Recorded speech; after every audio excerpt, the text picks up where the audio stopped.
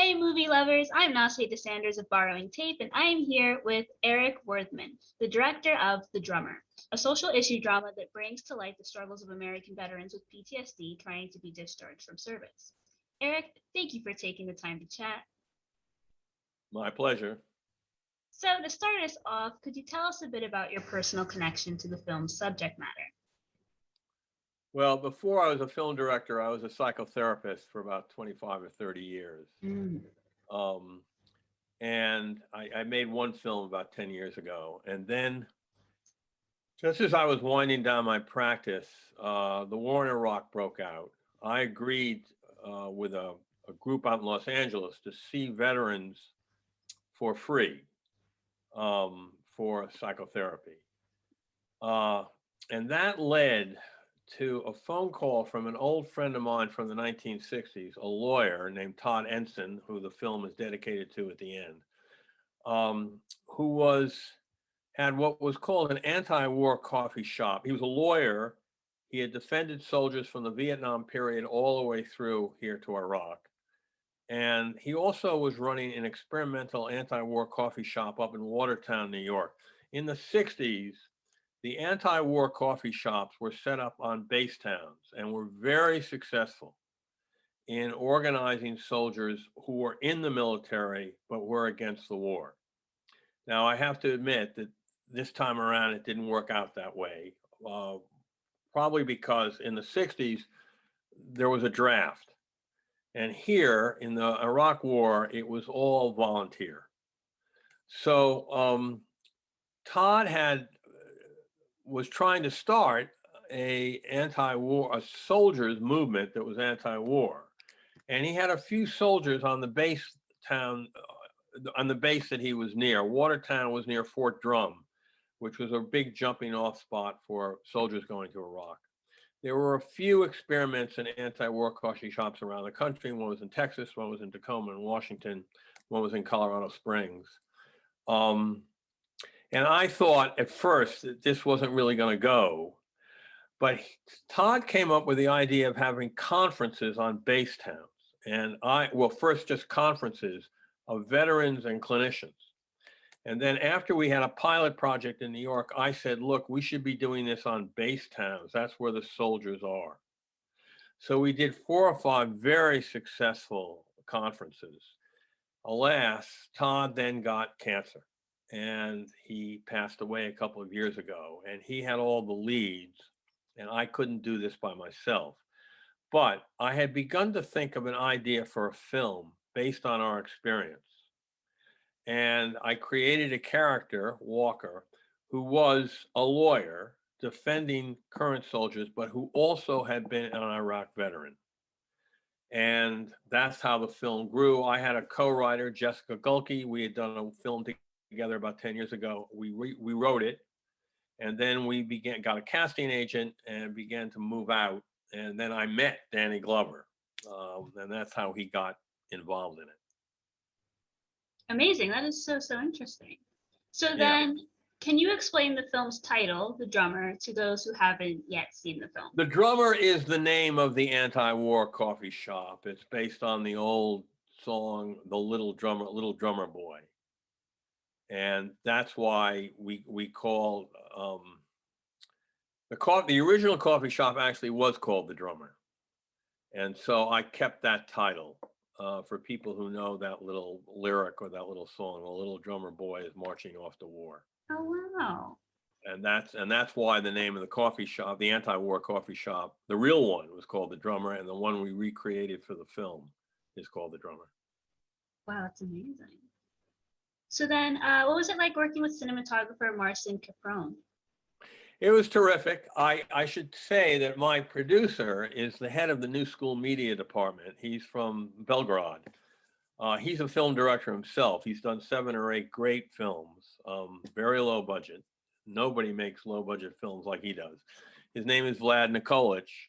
And Marcin was a student. He was from Poland, came to the United States, then went back to Poland to go to film school at Lowe's, because that's one of the most famous film schools in the world. then came back to the New School and got, I think, a further degree in media studies. And he was introduced to me by Vlad. He had shot a little 10-minute film for a friend of mine that was very good, who also turned out to be an associate producer on our film, Julie Deffitt, who's from Brussels. And so that's what it was like. I will say that we had some difficulty. We didn't have enough money to go up to Watertown, New York, which was a real blow to me and to Danny. So we had to shoot the film around New York City, and it was mostly shot in Staten Island with a few scenes shot in Brooklyn. So we had to rearrange the shot list literally on the set because we weren't even sure of our locations until about a week or two before we shot. So, and he did, we realized we couldn't be too fancy. We couldn't spend too much time devising more complicated shots. So we had to keep it very simple. And of course, there were a lot of close-ups. I will say, Nace, that as Danny said, the close-ups really worked for the film because it made you feel like the characters in the movie, each of them were all alone. They didn't have the kind of community they wanted. They were on their own, and the close-ups implied that situation. Absolutely. Yeah, you definitely get that feeling from the film. That's amazing. Yeah. So what was your favorite scene to shoot? Oh dear. Well, a lot of them had to do with my favorite scenes. There's a scene with the one soldier who was working with Danny, who was an veteran, played by Frankie Alvarez. And they have a discussion in which Frankie asks Danny, Walker, who was the name of the character that Danny plays, why does he keep doing it? And Walker says, at my age, resistance is all I have left. And then he says, I should have in some ways joined the environmental movement. That's what's going on now. Because as you know, it was very hard to get a mass anti-war movement about the Iraq War. It wasn't like Vietnam at all. And Frankie answers him by saying, that's because they think there's hope there in the environmental movement. So I thought we shot that scene actually outdoors. And that's one of my favorite scenes in the film. I also like the scene when the soldier is arrested with Prima Cruz, who was sensational as Corey, and almost steals the movie. She is arrested. And when Walker thought he had set this all up with the base, and they betrayed him by arresting her that night, I thought the look on Danny's face when he realizes that's happening was just devastating.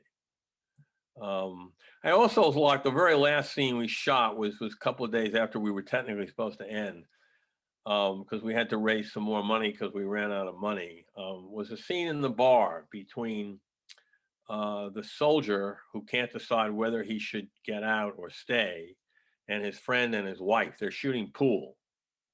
And then the friend says, my wife is pregnant. What should I do? And Sam Underwood, who plays the soldier, says, don't look at me. I'm no hero. I don't know what to do. I thought that scene was really good. Absolutely. So what was it like working with Danny Glover? He is absolutely wonderful in this film. He is, and that was the one great break we had. As you probably know, when you have a casting director, you draw up a list of actors, and we drew up a list of actors who were old enough to have been in the Vietnam War. I was going to an environmental conference, the biggest environmental conference in the United States at the time. Was called Bioneers. It was out in San Rafael, California.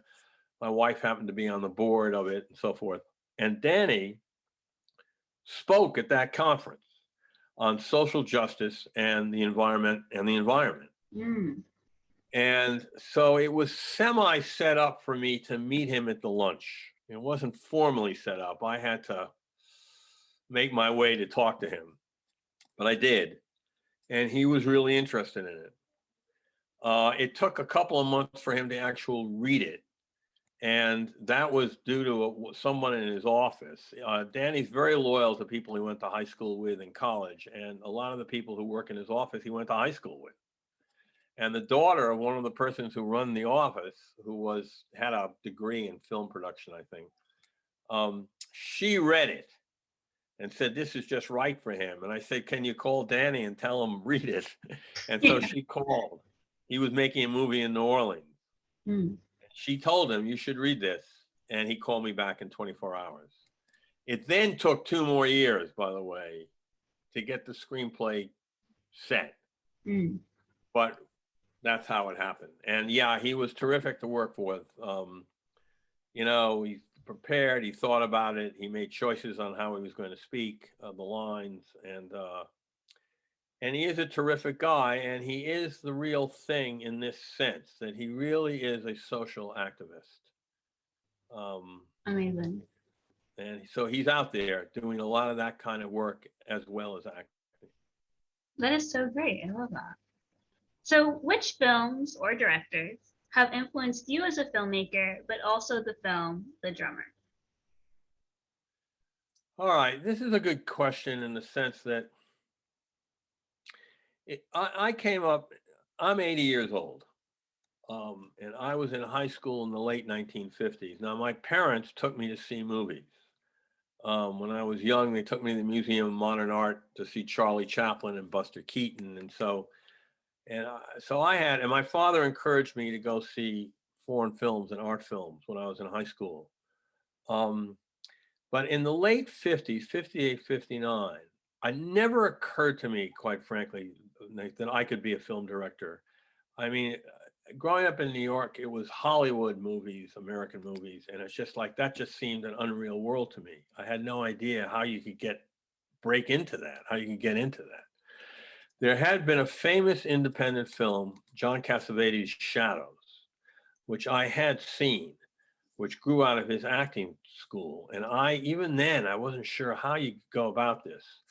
And then the New Wave films, the French New Wave films came to New York. Breathless by Godard, 400 Blows by Truffaut, a little later, The Cousins by Chabrol. Somehow, watching especially Breathless and the 400 Blows, it seemed like one could make movies. Because this was also the introduction of sync sound. And it was possible then to make a movie without Hollywood, without so much money. That turned out to be true, but it took me, and I tried to break into the movies, but I couldn't get into it in the 60s. Then I became an activist and therapist. So I came back to the movies really late. I was 60 when I did my first film, 65. But the movies that influenced me, looking back on it, there are four. The very early film is Grand Illusion by Jean Renoir, because it was made in the background of something called the Popular Front, which is when all the left organizations in France got together to fight the Nazis. And Renoir was very much in favor of the Popular Front. And Grand Illusion has that political ideology in it. Also, it was very class bound. The famous ending where the German soldiers are about to shoot the two French guys who are escaping from the prisoner of war camp, and the two French guys get over the border. And just as the German soldier is about to shoot, the German captain hits his gun and says, "They made it, the lucky bastards." So it was where the two proletariats, it was to the working class in Germany, working class in France, where they were together more than who was actually fighting the war. Then jumping up to the late 50s, I was very much taken with a movie called Ashes and Diamonds from Poland by Andrzej Wajda. This is one of the great movies of all time. I see Martin Scorsese has put that on his 10 greatest list. And again, it was about a fellow who had fought in the sewers during World War II, but who was not on the communist side, but the nationalist side, which was a brilliant pick by Victor, because so many Poles could identify with this young kid who couldn't decide whether to continue to fight after the war was over, to go with the nationalists, to stay with the communists. and he goes back and forth. It's one of the great films of all time. Two other films, La Guerre est finie by Alain Resnais with Yves Montand, was about a soldier who was still fighting the Spanish Civil War into the early 60s. And it's devastating to see that film now because they were risking their lives. And then 20 years later, Franco died, and suddenly the fascist state just disappeared within 6 months. And the other is a little film by Godard called La Petite Soldat, The Little Soldier, which was his second film after Breathless. It's not that well done, very crudely done. But again, it's about a guy who can't decide what political party he's going to be in, but he's being blackmailed by one to assassinate someone on the other side. So those are the four movies. All these four movies have politics at the center of it. And I would say those are the four that influenced me the most. Wow, that's a really good answer. Okay. Those are really good picks. By the way, I also say that I was a literature major, and the novels in the 1930s, Andre Malraux's Man's Fate, Saloni's Bread and Wine, all the novels by Victor Serge, they also influenced me a great deal. And bringing it up into South Africa, Nadine Gordimer's novels were also very important for me to read because they had a political basis. Yeah. And I unfortunately can't think of the other guy who won the Nobel Prize. You probably know him. It was, I think, one of the novels called Despair. No, I don't know. Now he lives in Australia. He and Nadine Gordimer won the Nobel Prize and within 4 or 5 years of each other. Oh, wow. I feel terrible. I can't think of his name. Sorry. No worries. So what is one idea or bit of knowledge that you would like audiences to take away from this film, your film, The Drummer? Well, the one overriding idea, which of course everyone knows, Nacy, everyone knows this, war is terrible. And people, if they're not killed, are destroyed. Either they're destroyed physically or physically and psychologically. And so the message is that if countries are going to go to war, they better have a really 100% reason for doing this. And as well, I don't know if you do know, but those of us who are in the anti-war movements felt that the reason to go into Vietnam was very flawed, and certainly the reason to go into Iraq was flawed. The idea that there were weapons of mass destruction, which turned out not to be true. And soldiers' lives were devastated by it. And of course, in the Iraq War, women for the first time, now this is a tricky one, and I brought this out in the movie, women were in combat, even though they weren't supposed to be. But the Army got away with it by saying that we had run out of men and we needed the few women who were around. I can't remember what the phrase the Army used. I have it in the movie. But the number of women who were raped or sexually assaulted by American soldiers was very large. So that's almost, I don't want to say that's a sidelight because it's a really crucial issue, but the point is that if the message is, if you're going to go to war, we better really have absolute 100% reasons to do this, to risk people's lives. Absolutely. And then what are you currently working on? Any new projects that we should be looking out for? Well, no, I mean, I'm 80 years old.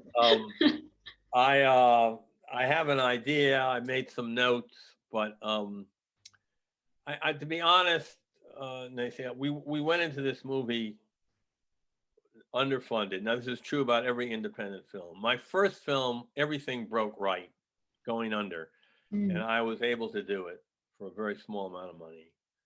This film had so many locations and so many more actors that we went into it knowing we were in trouble. We thought we could shoot the film and then raise the money for the post-production afterwards, which in some ways is actually what happened. And I don't know if I can go through that again.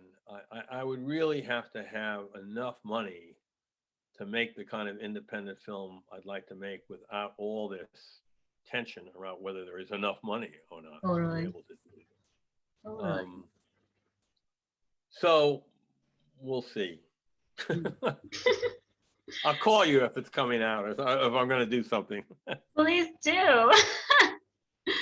Well, Eric, thank you so much for taking the time to chat with us today. It has been Okay. so great.